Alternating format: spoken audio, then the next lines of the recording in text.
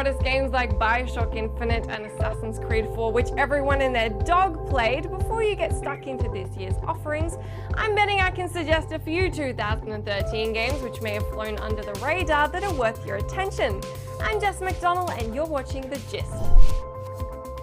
First up, I am representing all kinds of bias by picking my personal game of the year, Brothers: A Tale of Two Sons. I only noticed this game after a friend of mine played it on Steam and wrote a tiny review raving about it. To be fair, now that it's been pretty recognized on a GOTY level, people are starting to take notice, but if you're still in the dark about this one, then listen up. The story is about two brothers who embark on a journey to help their ill father. Each brother is allocated a thumbstick and an action button, and it's up to you to make sure they work together to complete puzzles and move forward through whatever and whoever they encounter, as the world gets darker and more corrupt and the trials extend from bothersome to life-threatening. The game world is beautifully detailed, the story oscillates seamlessly between joy and tragedy, and it's the kind of game that will stick with you long after you've finished it.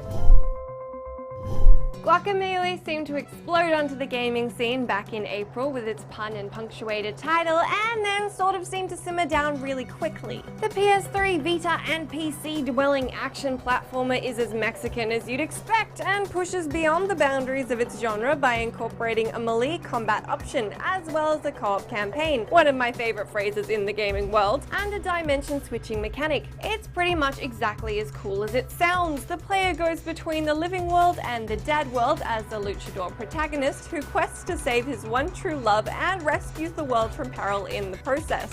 Alongside all that, the Super Metroid-esque platformer is short, but like a roller coaster, is still totally worth the ride.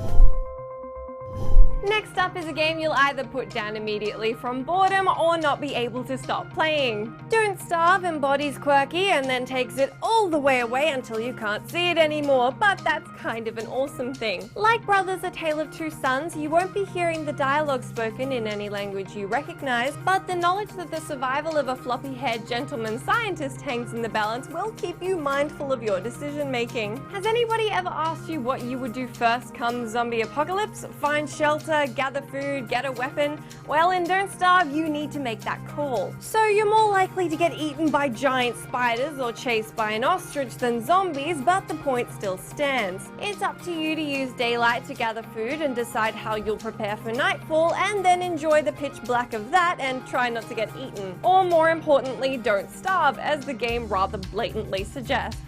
The giant open world, plus its charm and the desire to hold on for just one more night, will make this one hard to put down. Just try not to die.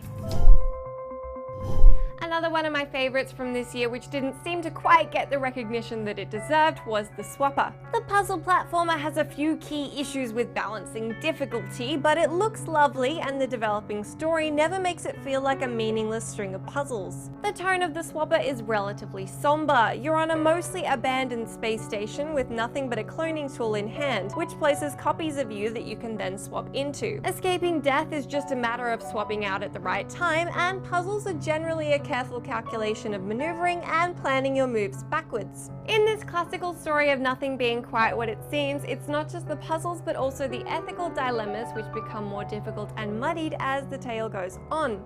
This is a serious must-play.